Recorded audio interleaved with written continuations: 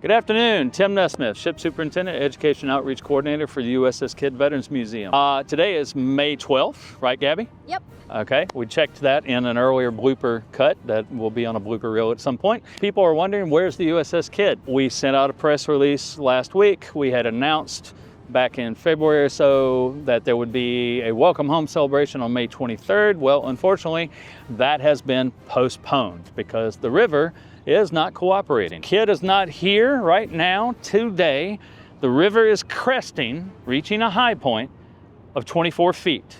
And after that, all the projections show it going down for the immediate future, at least for the next 28 days. That could change based on weather, and we'll get to that in a moment, but a lot of people are wondering, why can't you get the ship in the cradle? Well, we have to have a certain level of water in the cradle. You see our mooring dolphins here that the KIDD attaches to. Gabby's gonna throw in some footage from previously from our year-end review where you can see me sitting on the cradle, sitting on one of the pads. We need 32 feet to float KIDD into the cradle. On the Baton Rouge scale, that's 32 feet above sea level. That would be where the water would be. Right now, today, it's 24 feet. So if I'm standing on the cradle with my feet on the cradle, that's, to use Battleship New Jersey measurements, that is 2.5 Tims to get to where the water would be. So I would be underwater standing on the cradle. 24 feet today, 32 feet is what we need. We need another 8 feet, so another 1.5 Tims to get into the cradle.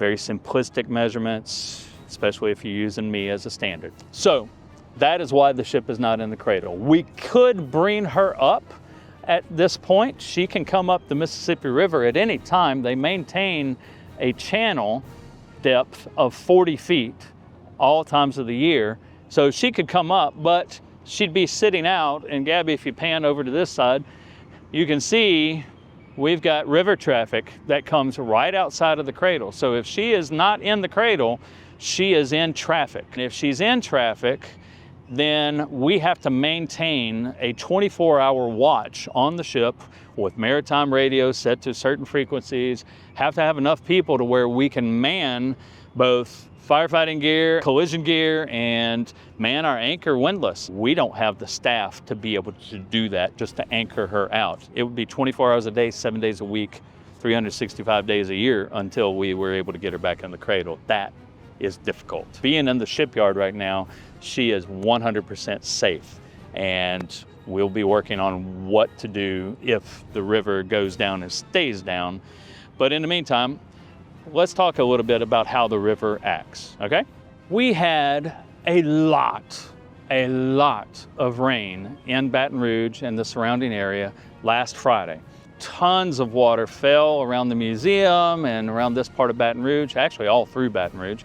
It looks like we have oceanfront property right in front of the museum on South River Road and Government Street. The River Center looked like it was about to have surfs up on their sidewalks. Cars were getting water in their doors, that sort of thing. It was a lot of water falling all at once. And my email and my texts and my messaging all blew up from friends and collaborators, colleagues, going, great, this will help get the ship here. And I got bad news for you.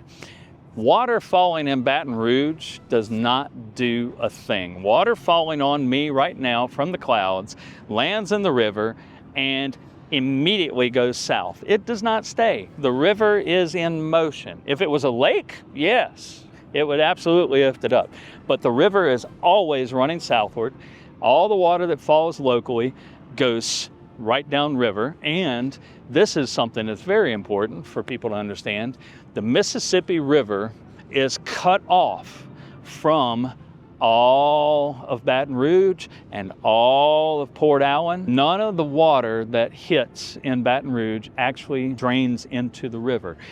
The Mississippi River levees have been cut off from all the local bayous, streams, creeks. Right across the river from us is the Intercoastal Canal. Some of that water will eventually get into here through the locks and everything, but not enough to make a difference. And it's south of us. So even if it does come into the river, it immediately goes away. It doesn't come up here to where we're at. We're north of it, upstream of it. We're going to talk a little bit about watersheds. Where does our water come from? Well, the next biggest tributary that's closest to us is the Red River over on the western shore. That drains down from Texas, Colorado.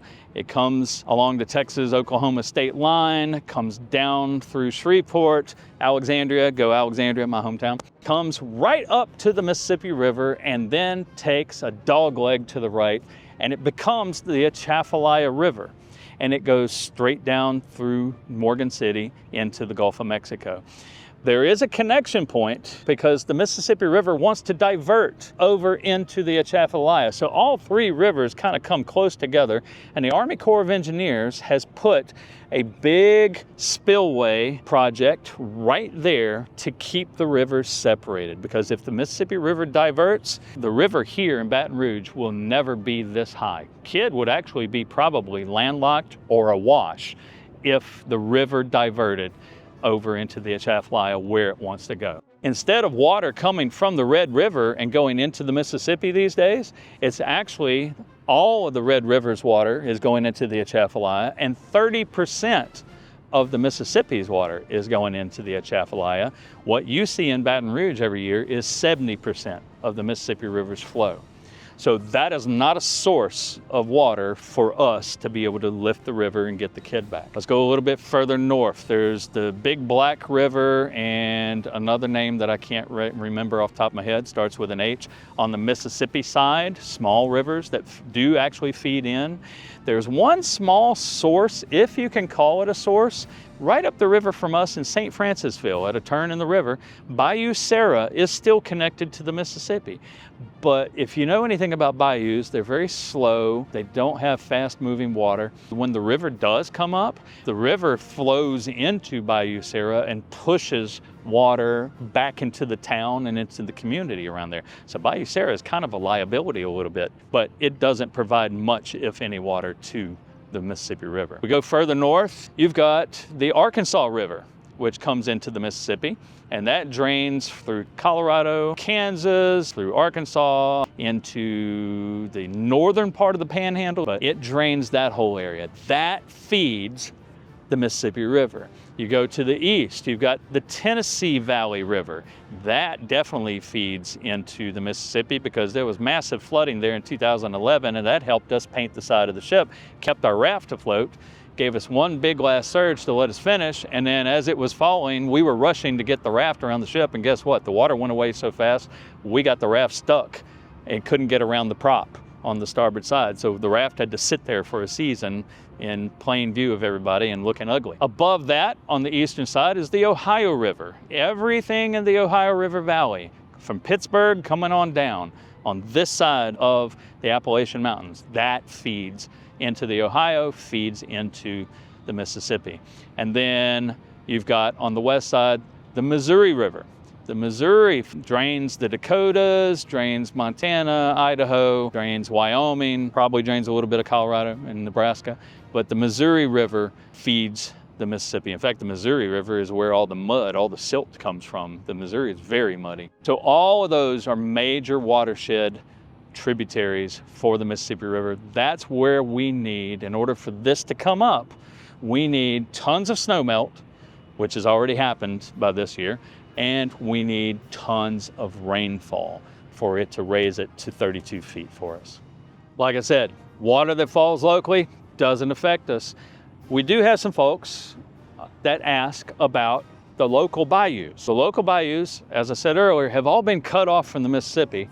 The big ones people ask about, Bayou Manchac, which leads from the Mississippi to the lakes, Lake Pontchartrain, Lake Maurepas. And that used to be one path of the Mississippi River years and years ago, thousands of years ago. And that's what created the lakes.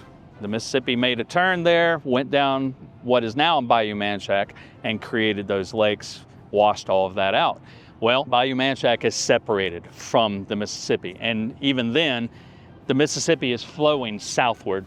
Bayou Manchac is south of us. So even if water would come into the Mississippi, it isn't going to help us here. It flows away from the Mississippi rather than flowing into the Mississippi. Another one similar to Manchac is Bayou Plaquemine, down by Plaquemine, Louisiana. And they actually have a navigation lock right there.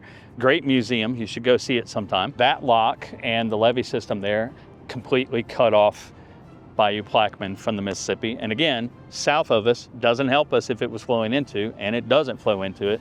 It actually disperses away from the Mississippi down toward the Gulf. The last one would be Bayou Lafourche, which was the source of a major Civil War campaign early in the Civil War in Louisiana.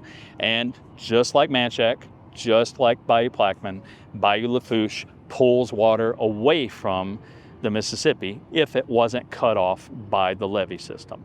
And this is a big thing that you'll hear about when you hear about Louisiana losing coastline because of hurricanes and erosion and everything. This distribution system is what brought all the silt that was coming downriver, built up South Louisiana to what it used to be. And now with the levees cutting that off, that's part of the reason why the erosion is affecting things so much, because it's not being renewed.